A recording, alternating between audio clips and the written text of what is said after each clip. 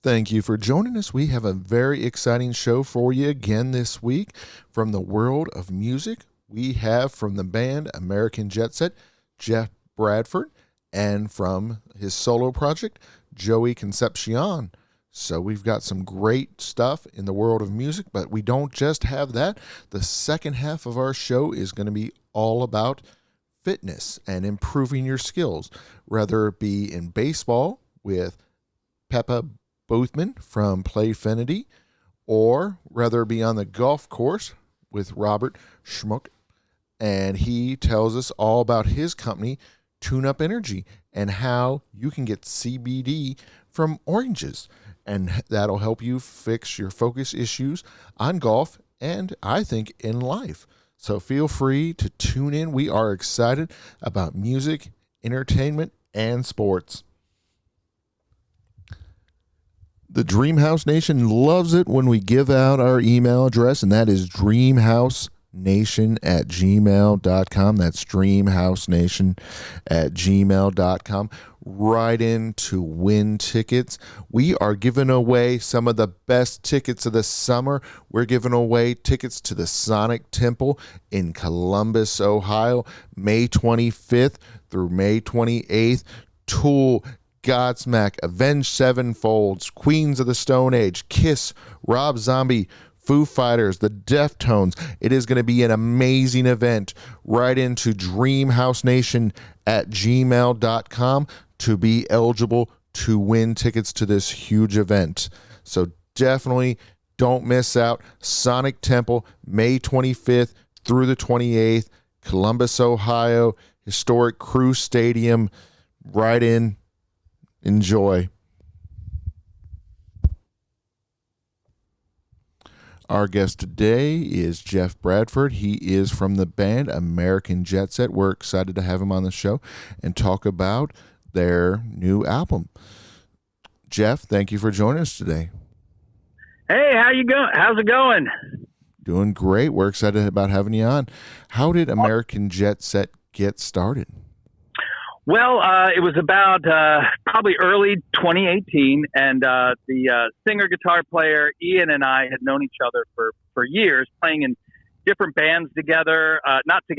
Playing in different bands, but those bands were playing together, and we kept in touch over the years. And right about that time, neither of us were in a band, and I kept bugging him. I was like, "Oh, we need to start a loud rock band, dude." Like, it's the time. It's the time to do it. And he wrote a couple songs. We rehearsed a few times, and the next thing you knew, like maybe a month later, we had a record out and we were playing shows. It happened very quickly. That is awesome. So it sounds like, a nice quick turnaround, and sounds like the studios and all were very supportive. The label and all that were definitely in on it if you're getting that quick turnaround. Yeah. Oh yeah. I mean, we were booking shows on the road before we had even played our first show. So, we used our connections that we'd had in our past bands and stuff, and we got it rolling, and it rolled straight till lockdown. And then everything came to a screeching halt, of course. Yeah, I was going to say lockdown affected a lot of folks. Yeah, well, I was going to say the good thing is a lot of them, artist-wise, were able to create new content. Did you have any luck doing that during the lockdown? Yes, we did. We released a couple singles. It was difficult, doing everything virtually. But at the very end of all of that, our guitar player left. And we're very happy for that because we got our newest guitar player, Skins, who joined us in March of last year. And, I mean, it changed the sound of the band. It changed the live show. It changed everything. So we were kind of fortunate in that loss. And we've, he's been in the band a year, and we've already put out a full album and an EP with him on it, and it's been fantastic. Nice. So who are the other members of the band?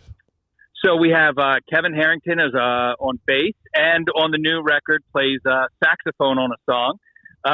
And Skins Insakos, who is our lead guitar player, and the founder of the band, Ian McGregor, who is the singer and guitar player and the main songwriter. Nice. And I'm on the drums. Oh, cool. What is the mission of American Jetset?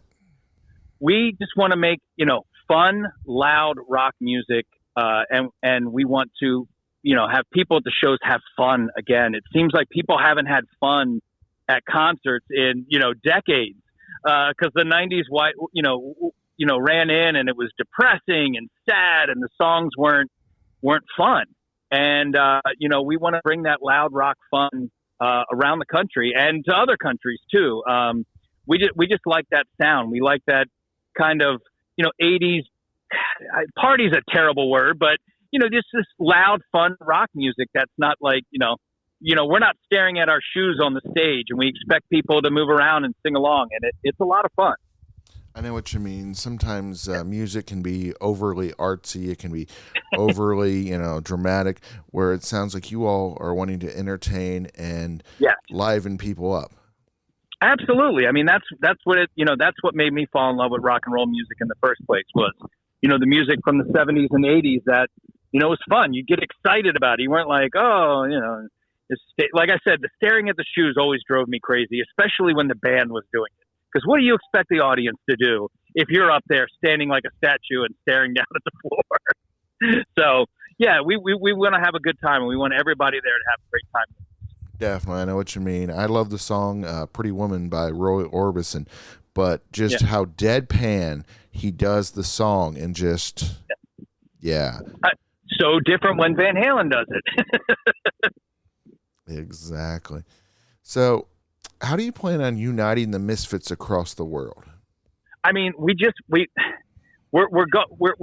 doing a couple different things here. We're trying to put out new music a lot, and we want people to know these songs and to get these songs, and we're going to bring it live to them. I mean, we're going to Europe for the very first time this year, and we've gotten a really great response over there in record sales and streams, and we're going to bring it out. We're going to bring it to them. We want all those fans to come together because they probably don't know each other until they, come to see us together in their hometown. So, we've built up a really good fan base in Los Angeles. We play out there a couple times a year, and we want them all to get together and to enjoy especially the new record, which is taking a little tiny bit of a change, a little bit of a directional change, but not too far to make too much of a difference. I think all the people that are fans of our earlier records will love this one as well. Speaking of difference, what is the difference between your debut album and Cat's Got Your Tongue? How do they differ? How are they similar?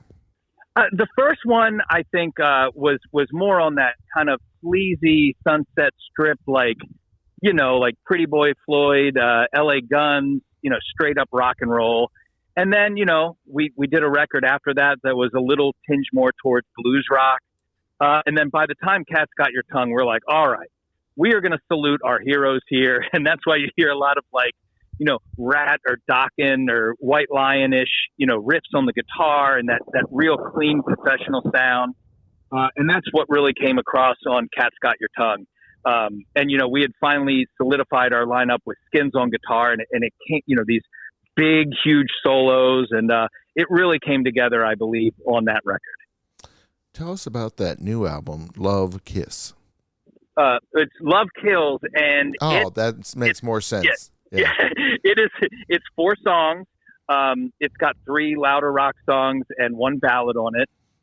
With Love Kills, there's a little, I don't want to scare people off, but there's a little bit of an electronic element to it. There's production pieces that flow the songs together, and samples and things like that.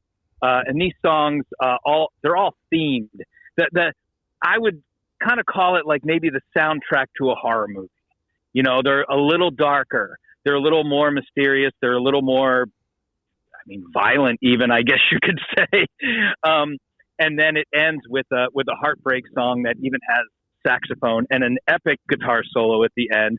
It's only 4 songs. It's a short EP, but I think it came together so nicely. We recorded it back in January, and it came out this past Valentine's Day.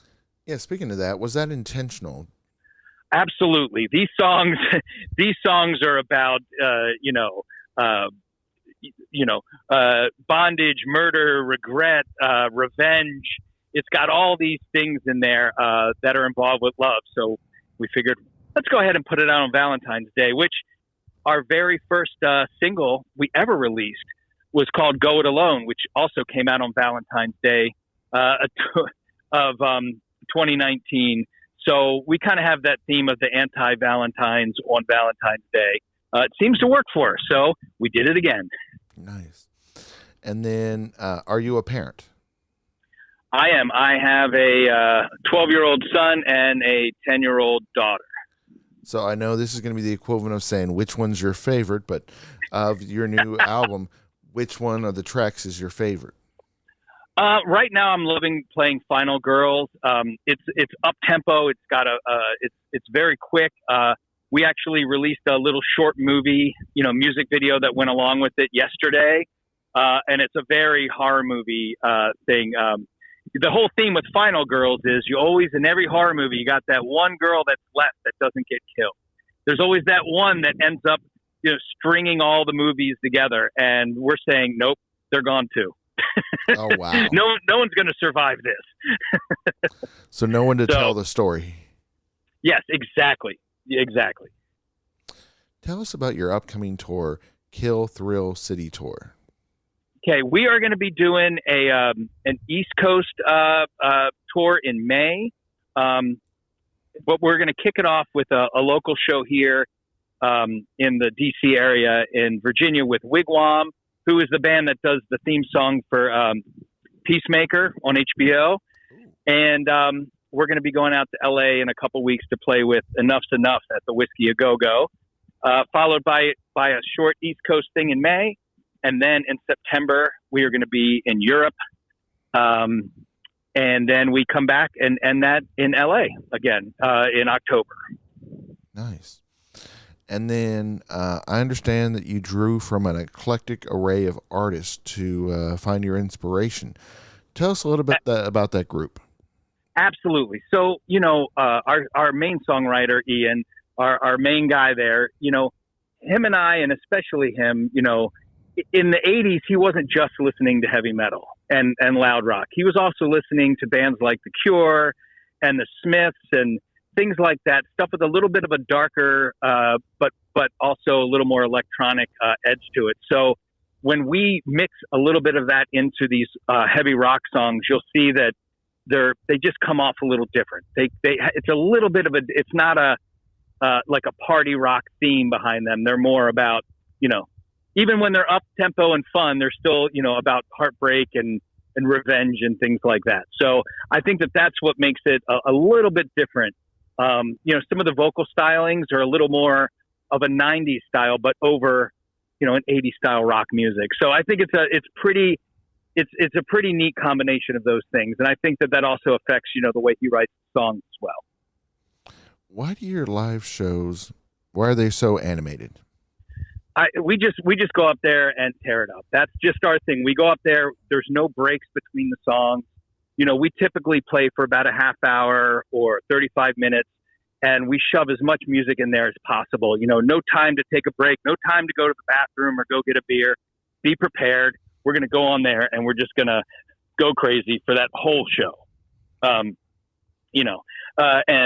The guitar solos and the sounds, we really work hard on the exact sound we're going to have. So I think that's what makes it a little bit different. Depending on the venue, sometimes, the crazy graphics on the screen or lights, but that also, depends on the venue that we're playing. So, but I believe that's it. It's just that it's nonstop, especially with playing shorter sets. We don't have time to play our ballads because we don't want to bring people back down after we've lifted them up, in like that. So, you're probably not going to hear us play a ballad live unless we're doing a 45 to an hour and a half set. How great was it to work with Steve Adler of Guns N' Roses? Well, first off, one of my all-time heroes. The guy, for a drummer my age, he was, I was starting high school when Guns N' Roses came out, and I'd been playing drums, and he was my absolute hero. So, to go and play a show with him was just absolutely fantastic. I'm not somebody who dropped off of being his fan once he left Guns N' Roses. I always followed him. I've seen him play live so many times. So to be able to do that was absolutely fantastic. And then about maybe 3 months ago, the cymbal company Soultone that he works with started. I got an endorsement with them, so I share that with him also. So that's an absolute honor. Nice. And then, what about your music causes a cult-like following? I think it's just because, especially in the U.S., where rock music isn't in the charts. Rock music is, there's a couple here and there, but so I think that the people that like our style of music, they're a smaller group. They're not the mainstream. They are people that like what they like, and they don't care if it might sound like, a resurgence of a certain style of music. And I think that that's what it is. And I think that they love coming to our shows. They love wearing our merch, with the crazy, pilot skulls and things on them.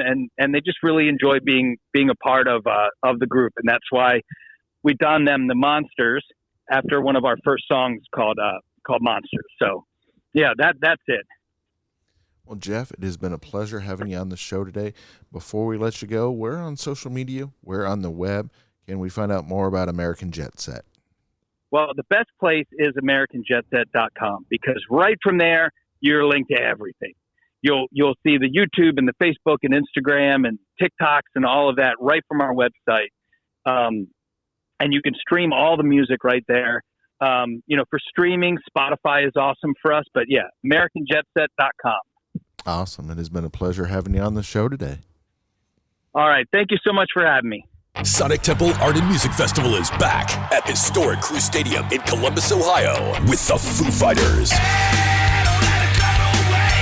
Tool, Avenged Sevenfold, Kiss, plus Rob Zombie, Deftones, Queens of the Stone Age, Godsmack, and more. Memorial Day weekend. Passes are on sale now at SonicTempleFestival.com for only $10 down. Our guest today is the music artist, Joey Concepcion. We're excited about having him on the show, and we're going to talk about his new album. By the way, Joey, congratulations on your release of your new album, Divine Technical Machine. Thank you for joining us. Thanks so much. I'm really excited. Awesome. About it. So what was life like growing up in Orange, Connecticut? Well, I actually grew up in Milford, Connecticut. But it's just like the next town over. But I moved like later to Orange. But I don't know, Connecticut, like, it's not exactly lively, I guess, compared to like, New York or Boston or something. But I'm pretty close to New York, so I've always driven there. I'm like an hour away, and there's a pretty good Connecticut like hardcore scene and stuff, and like we have our community, and it's pretty good metal community overall, I'd say. Oh, that's good to hear. So when did you first become interested in music? Ever since I was alive, pretty much. My family, my father and my grandfather both were guitar players, and my dad plays bass now. But I've always been around music. In my family, musicians playing. So it sounds like you've got a rich history with the music in the family. Yeah, I started playing guitar when I was 11, and I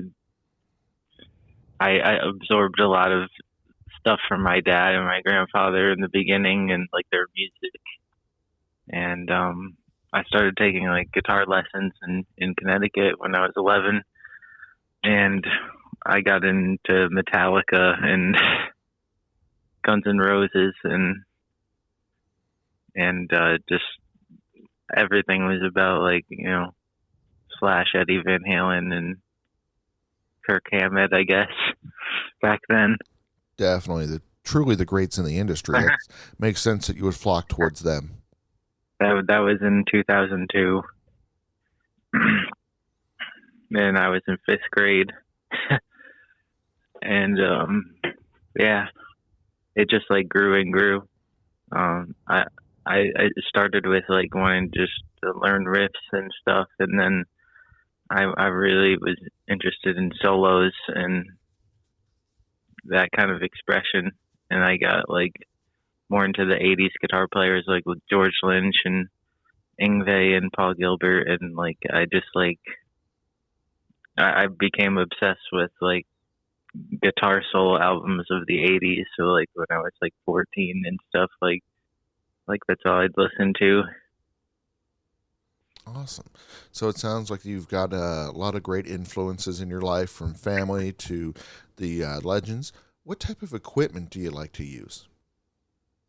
I use Jackson guitars, DiMarzio pickups, Diodario strings, and right now I'm using Atomic amps. It's also a Connecticut brand. It's kind of similar to like Axe Effects or Kemper. It's like multi effects, but yeah. So that's my gear right now. Nice. People have described you as possessing talent way beyond your years. How does that make you feel?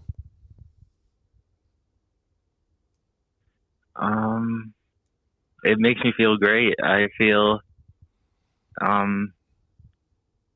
it's a really nice compliment.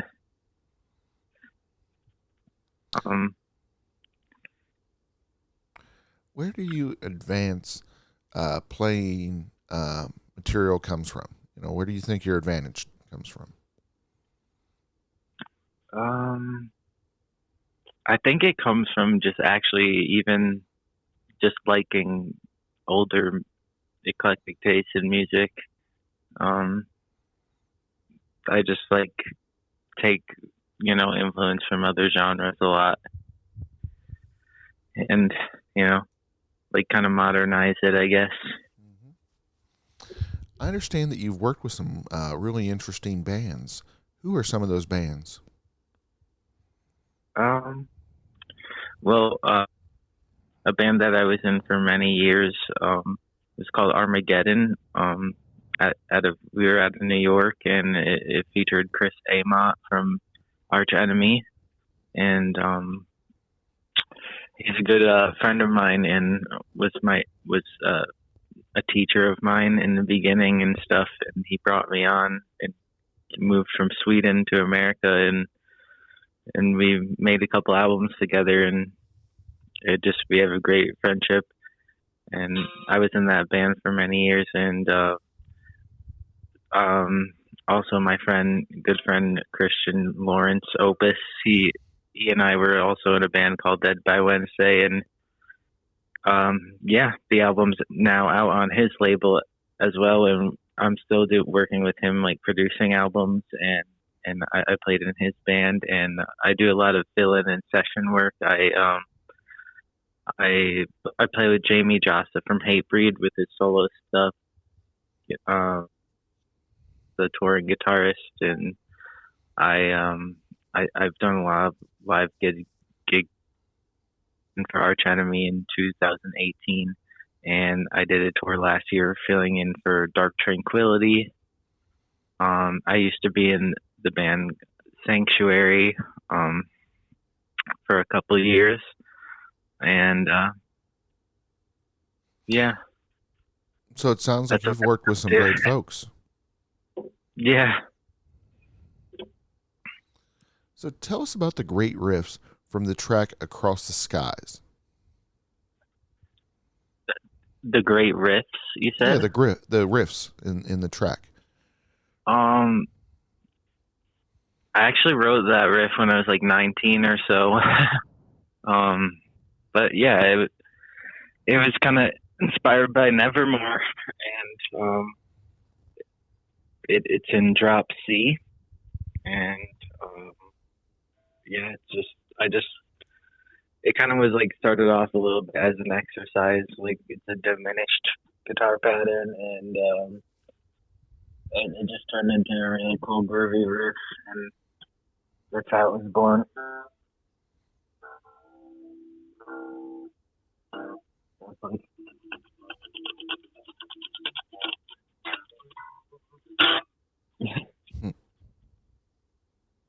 Neat. So why is Opus the dopest?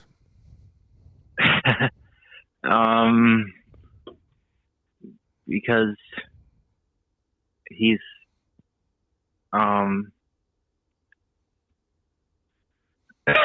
Is it because he's so outgoing? Is it because of his great personality?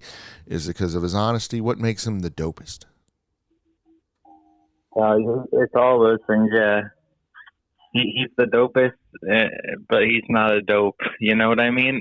I know what you mean. But he's really smart and like hardworking and talented, amazing drummer and producer, and he's just been a good friend of mine. And like, you know, people like him, you know, like we need more people like that. Work hard in this world and like fight for their goal and their dream. And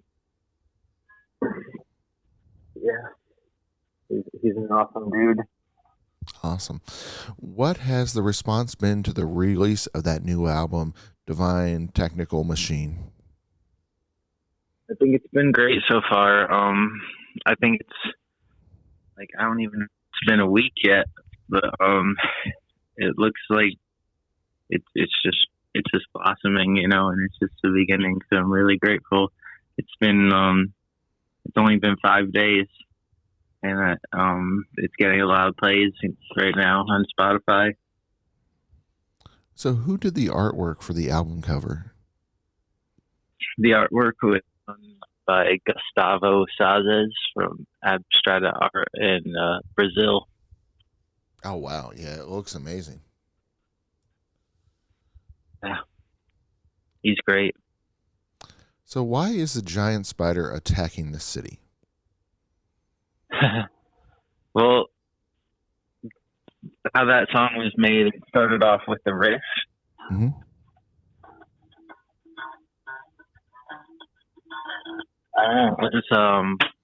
It was like NAMM 2018, and I was staying at my friend's house in LA, and he had his Les Paul there, and I just started playing on it in drop C, and it was like this kind of weird, like spidery riff, and you know, that I came up with, and I just like I wasn't really thinking much of it, or it was kind of like an experiment. I wasn't gonna like use the song for anything, but then like I ended up recording a song there, and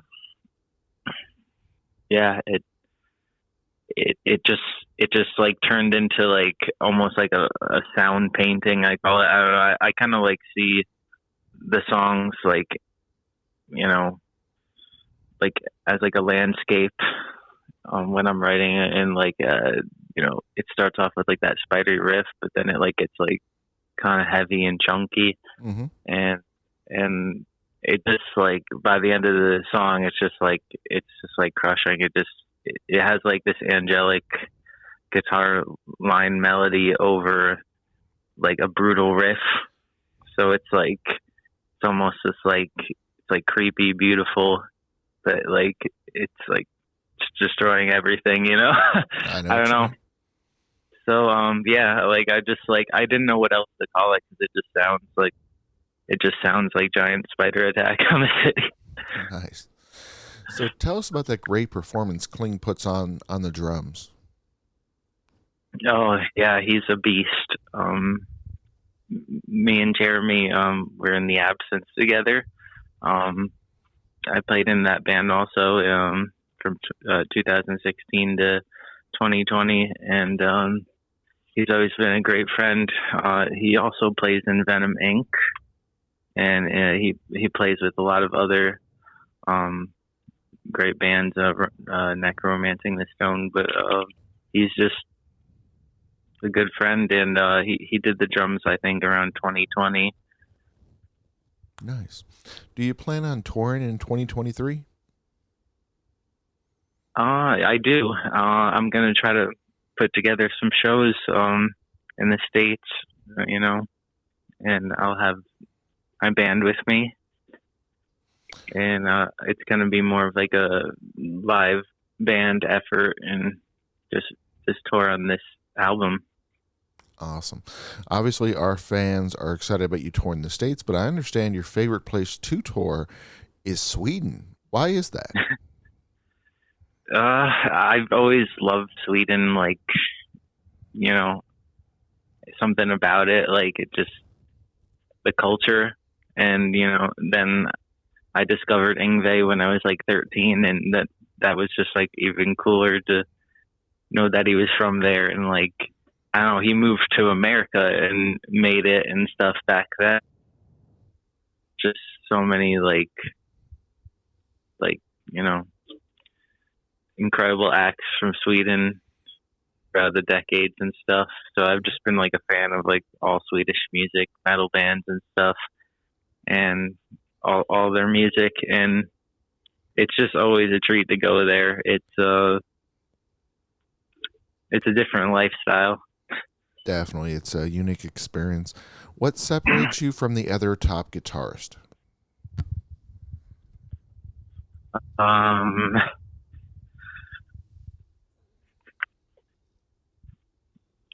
I don't really know. Is it your fast hands? Is it your style? Is it your, like you said, your influences? What makes you unique?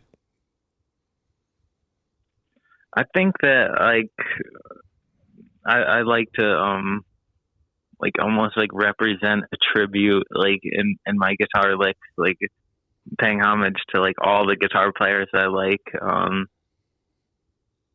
and I still feel like I do have my own sound within that, and it's like I just like stick to the things that I like and my character, but it's also like at the same time it's like I'm joining hands and I'm saying like I'm doing this for you, Vi, or I'm doing this for you, Paul Gilbert. Like, thanks for the inspiration, That is awesome.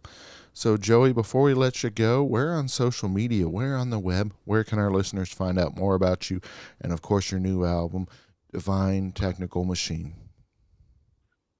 I'm sorry, what was that? Where on social media, where on the web, where can our listeners find out more about you? Yeah, you can look up on Instagram. My name is Joey Concepcion Guitar on Instagram, and on Facebook you could just type in Joey Concepcion, YouTube, and Spotify. I'm on all the platforms. I have a TikTok now, so Instagram, Facebook, TikTok, YouTube,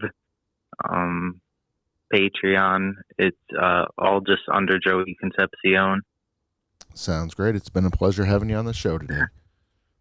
Thank you so much. It's been a pleasure to be on, and I really appreciate it.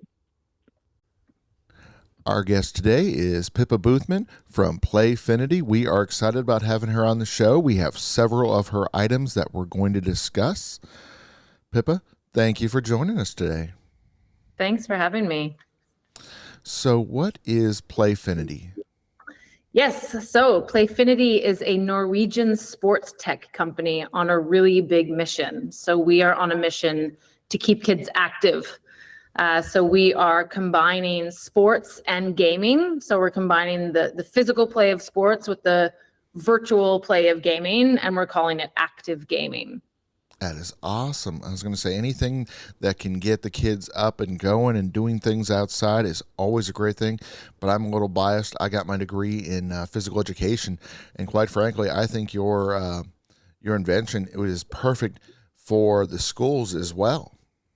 Exactly. Yeah, we see a big opportunity with schools. We see a big opportunity with coaches. We see a big opportunity just in general sports and rec, and with communities. So we've got a lot on our roadmap and a lot of plans that we want to conquer here to keep kids active. That is awesome. I was going to say, having a great goal like that to help the youth is always a great thing. How did it get started? Yeah, so it really, it was really the urgency to keep kids active, and the main founder, literally went from, so handball is a very big sport here in Norway, and he saw his nephew going from playing hours of handball to, the typical hours of screen time, and he just thought this, there has to be something that we can do about this. So that was really the starting point, and next thing you know, we now have, sporting gear with sensors and apps and games, and that was the evolution. And really also, once we started diving into the stats of, screen time and inactivity, and learning that 70% of kids drop out of sports by the age of 13, it was just like another no-brainer that we have to figure out what to do about this. And it's not about fighting the technology, like we embrace technology. We know technology is going to exist. We know screens are, we're on a screen now. Screens are everywhere. It's a part of our life. But so we're saying, what can we do to use the technology for good? And what can we do to inspire the balance of screen time with active time? And how can we bring those worlds together? So tell us a little bit about Playfinity Gaming Baseball and how it works. Yeah, so the Playfinity Gaming Baseball, so first of all, it's regulation, size, and weight, which is important to say off the bat, because we know that those who like baseball, the feel and the weight of the product is really important. So we have a baseball that has our sensors and our activity trackers inside the baseball, and the baseball connects to a phone and an app that is full of games that are really inspired from, drills that you would play during practice, for instance. And you can also build your own games in the app using certain, of those data points like speed and distance and height. And then you can also, the gaming part of it is not only the gamification and the playing, but then you can challenge all the players around the world. So all the, everyone around the world that has this gaming baseball ultimately can find each other in the ecosystem and play against each other and challenge each other and watch your scores and your leaderboards and all of your throws, etc.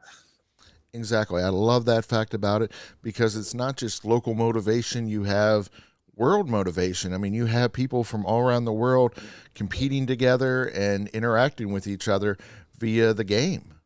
Yeah. And I looked the other day, we actually have baseball players in more than 15 countries right now. So, being able to play with new friends all around the world, but also, family members, and, the scope is just so big and so much fun, being able to have that global reach.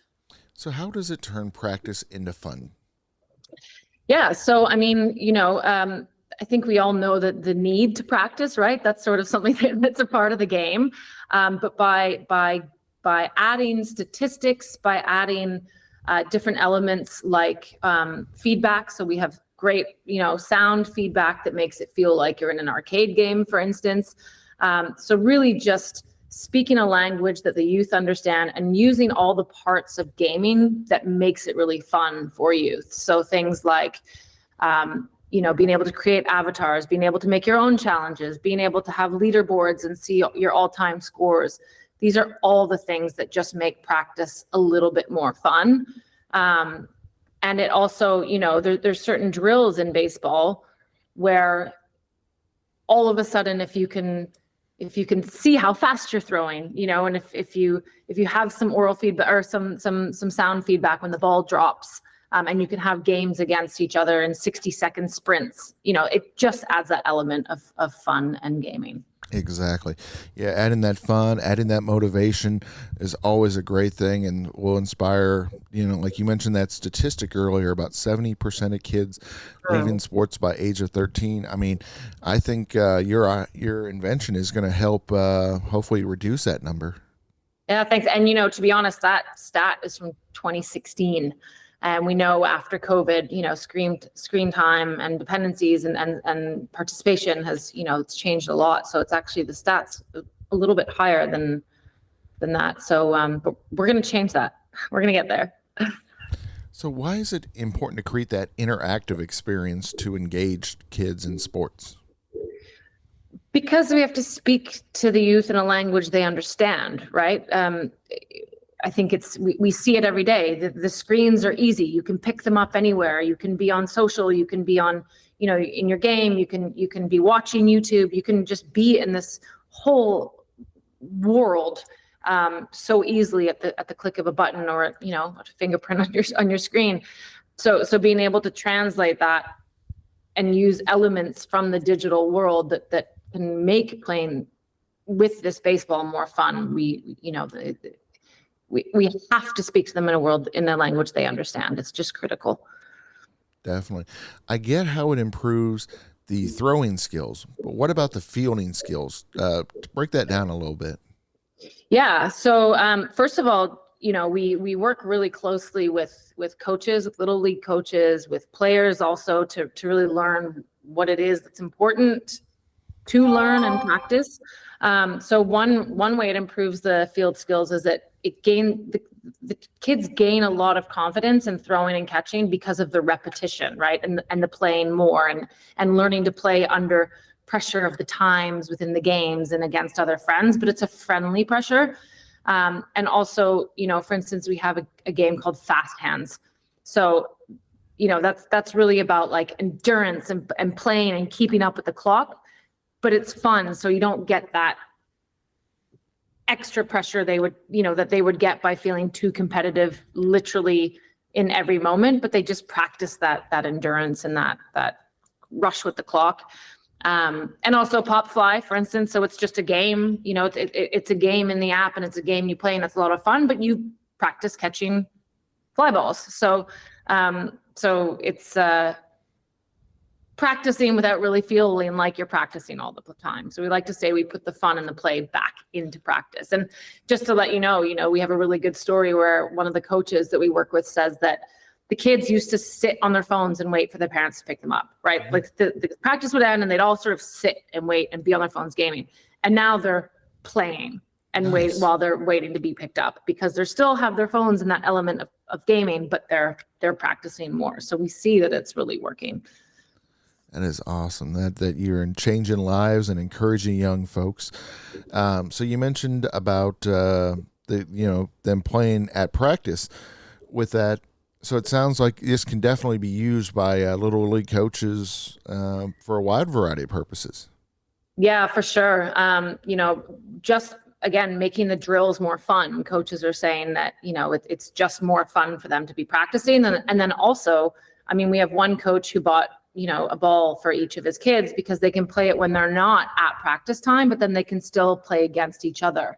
So there's this element of practicing on the field when it's time to practice, but then also playing, and practicing, but having the fun when you're at home or in the park or wherever, but still being able to have the coach and the team play together. So it's a bit of that virtual element as well.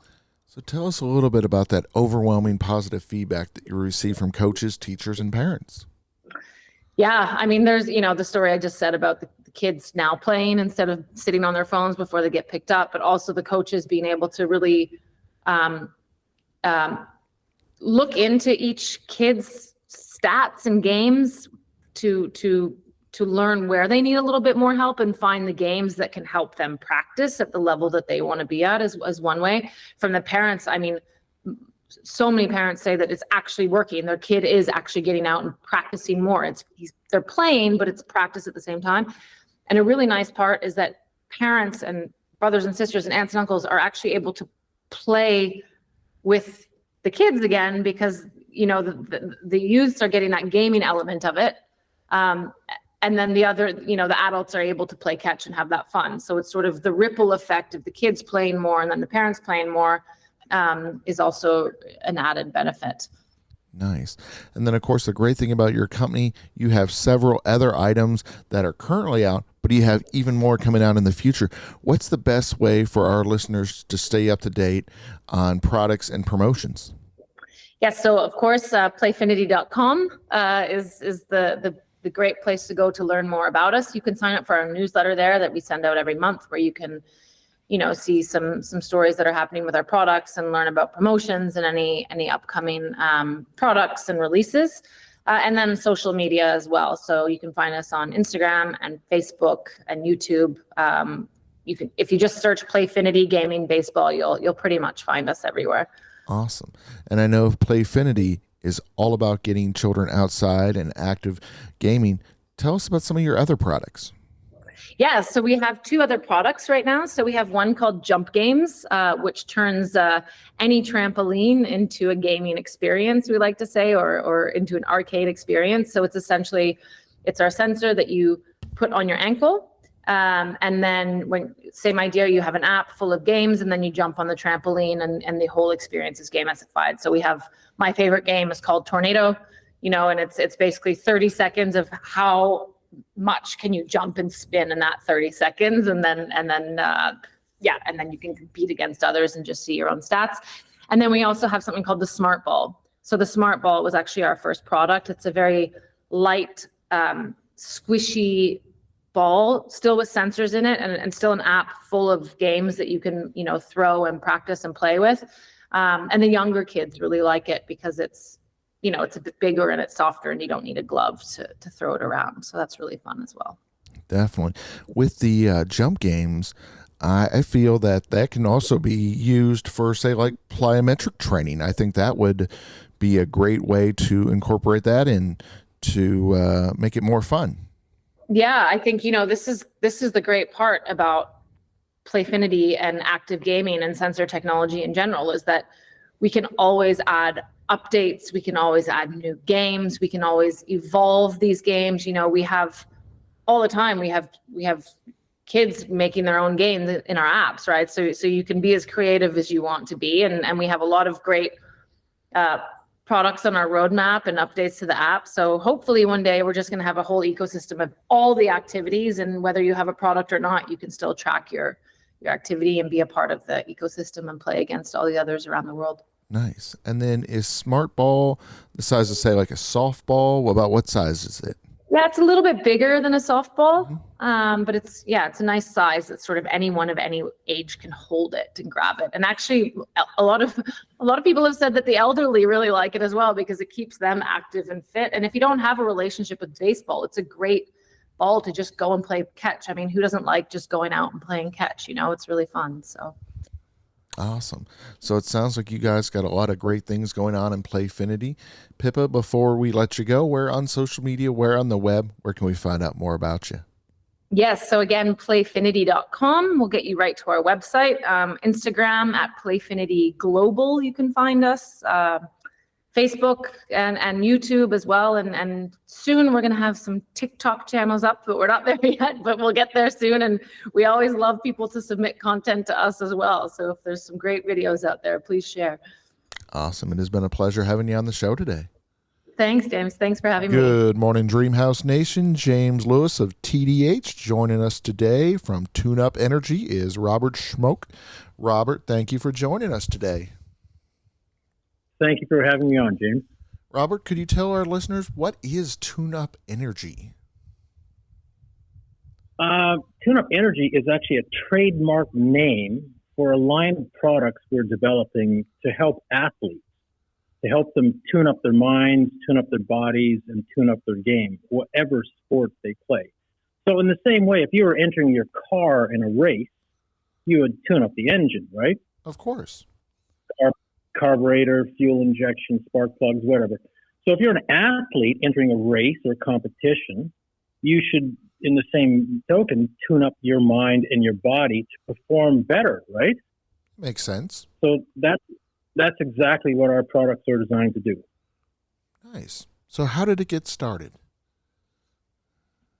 Well, I'm actually in the golf business, and a customer of mine sent me some samples of some products about 3 years ago. And quite frankly, I was a bit skeptical.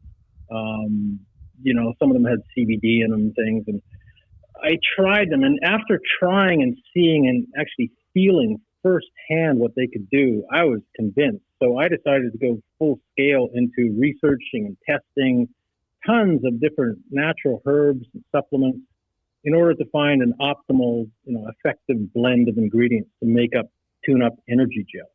And that was about 3 years ago, and we've had done actually hundreds of trials and formulations, different formulas and experiments. And finally, we're ready to launch our first product, which is called Tuneup-Energy gel. It's a 1 ounce packet of delicious drinking gel with 40 milligrams of citrus-derived CBD and 1,000 milligrams of adaptogens. Nice. So how can CBD and adaptogen help golfers? Well, we've got a simple equation. CBD plus adaptogens equals better golf or better sports performance, right? And CBD is actually perfect for golfers because it reduces stress and anxiety by stimulating the binding receptors of serotonin, the happiness hormone. Okay? So actually, whenever you're feeling stressed, your body produces cortisol, which is called the stress hormone.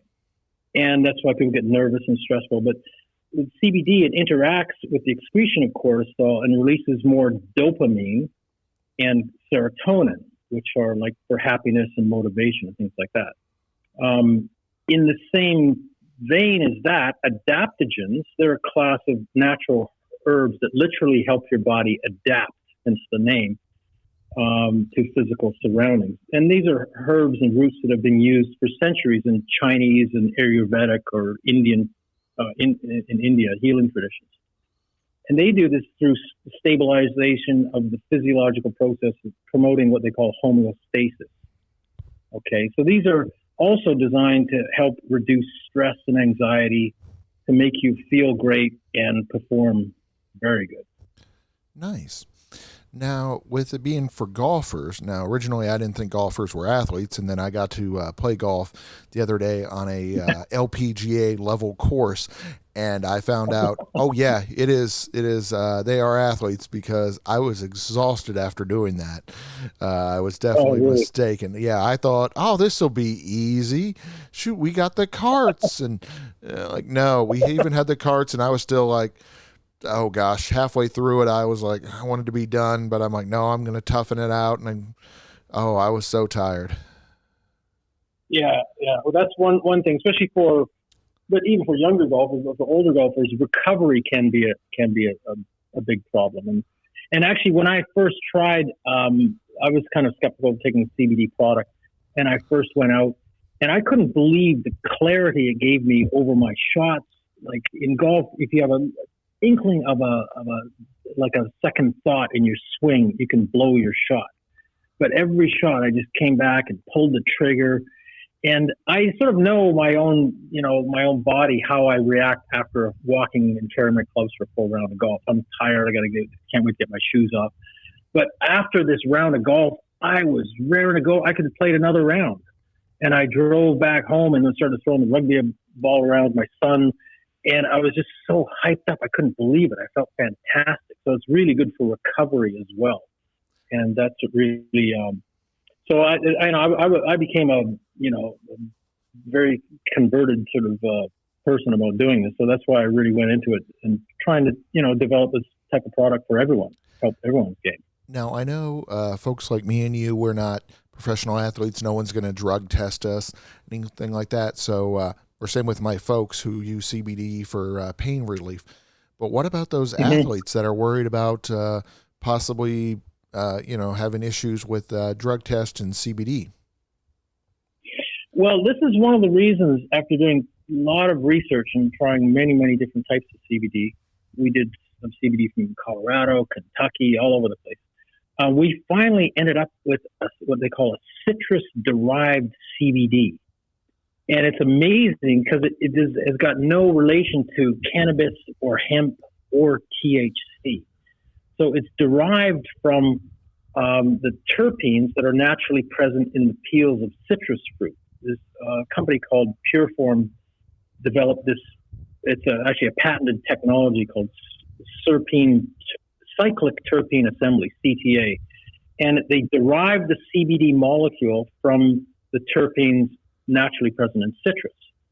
So at the end, you get a 99.5% pure product, but it's completely free from all the legal and sourcing concerns that people might have with hemp-based CBD. and that's in particular for collegiate athletes. So citrus-derived CBD is the main thing on our product. Yeah. Nice. So it sounds like it's one of the pure forms of CBD. Yeah, molecularly, it's exactly the same CBD molecule as the CBD that comes from hemp plants. But it's in its pure form, it's odorless and tasteless, as opposed to sometimes you get a strong cannabis smell or taste from other CBDs. And it's perfectly free to use anywhere. And you're never going to fail a drug test. And opposed to there are state regulations against certain hemp-derived CBDs, but citrus CBD can be used nationwide, no problem. So how do you get CBD from citrus? Well, again, it's this proprietary technique where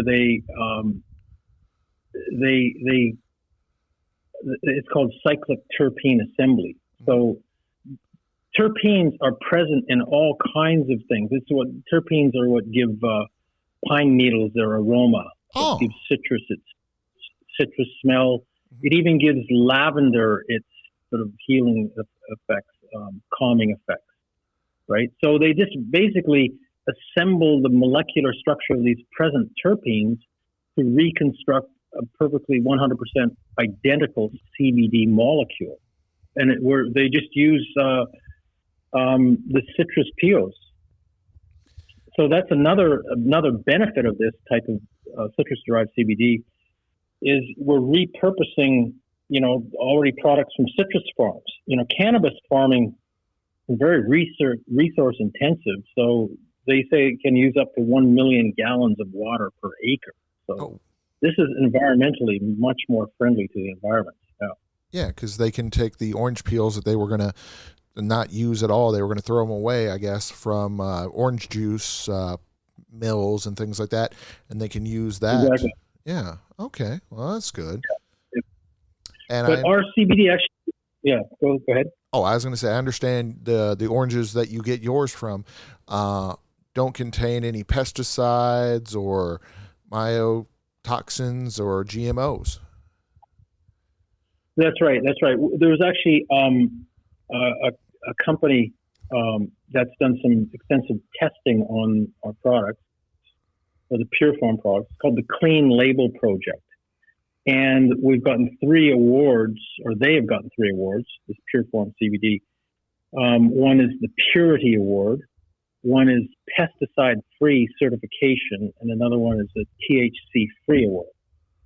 So this is it's a very good environmental kind of story.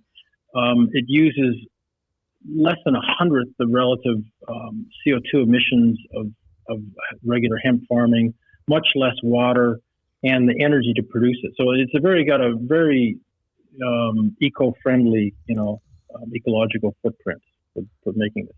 So it's better for your customers and better for the environment. Exactly. Well, one thing I must add to all this, it took us actually a couple of years before we actually found this and did the research on it. And the actual source, the raw product itself, is about 3.5 times more expensive than regular hemp CBD, which is all over the place. But we reckon it's this is my philosophy for doing a lot of things. If I want to do something, I want to do it right. I want to do it the best I can, and particularly when I'm delivering a product to a customer, I want that to be the best performing product that we can get our hands on, because that's essentially what's going to pay dividends down the road. And so that's our whole philosophy in doing things. Nice. So it sounds like originally the product is designed for like golfers and other athletes, but it sounds like there's a lot of benefits to people of all ages and backgrounds. That's right. Yeah. Initially, I'm going to be launching it in sort of the golfing market because I've got a background there, sort of a customer base. But it can be applied to all other athletes as well. My son plays collegiate rugby actually overseas, and I'm keen to get him and his teammates going on it too. But one other feature, James, I should mention about the product is they put it through what they call a nano emulsion process to make it nano size. So regular CBD, the size of the actual molecule is 1,000 to 2,000 nanometers in diameter. Okay, we put ours through a nano emulsion process, so it comes out at about 10 to 50 nanometers. So it's basically 50 to 100 times smaller than regular CBD. Now, why is that important? It's because to make it water soluble, if it's much smaller particle, it can be absorbed faster and more completely into your system. And that's the whole idea, is to get a bigger bang for your buck, so to speak. Even on our website, we've got a chart showing the absorption rate they give people two different types of CBD, 10 milligrams of CBD. One is sort of a non-water soluble and our water soluble one. The 10 milligram serving, the regular CBD, they've absorbed 0.6 milligrams after 90 minutes. And the water soluble one, they're absorbing 8 milligrams. So 0.6 compared to 8 is like 12 or 13 times the absorption rate. So, you're just getting a bigger bang for your buck in terms of how much CBD is in it. And I mean, our product is we're selling in basically a 1 ounce shot, a 1 ounce gel shot packet, and it's got in that 1 ounce. There's 40 milligrams of citrus derived CBD. So you're getting a lot of value there for. That's the whole point, is to make it do something for people, right? Exactly. So it sounds like it's very beneficial all the way around for your future clients. That, I mean, it sounds like with the focus and the calmness and just, I mean, there's a lot of really great benefits physically and emotionally, it sounds like. Yeah. And the main thing is to, make people perform better. I mean, that's the whole key, is to, increase your focus, increase your energy, and increase your performance. Because when you're playing any sport, when you're competing, it all comes down to, pulling off the shots or whatever the play is that you're playing, when the pressure's on. And, this is why it really helps in all those areas. It's like tuning up your car, right? You want to make it perform the best it can. Sounds great. Robert, it's been a pleasure having you on the show. Before we let you go, where on social media, where on the web, where can we find out more about Tuneup? Okay, our website is Tuneup-Energy.com. So it's just the regular spelling of Tuneup. We had to put a dash in there because I think a car company has got the other Tuneup.com. So Tuneup, you got to put a dash, energy.com. Twitter and Facebook will just be Tuneup-Energy. And that's the name of our company, and that's the name of our brand. Tuneup-Energy Gel is our new product. And we're really excited about it. It's going to be, hopefully, it's going to help people tune up. We say our slogan, Mark, is tune up your mind, tune up your body, tune up your game. So I would love it if people eventually use the slogan in the common vernacular of saying, are you tuned up today? Are you ready for the game, right? You got to tune yourself up. Are you tuned up? So hopefully that will work itself into the lexicon. Sounds great. It's been a pleasure having you on the show today. Okay. Thanks so much, James.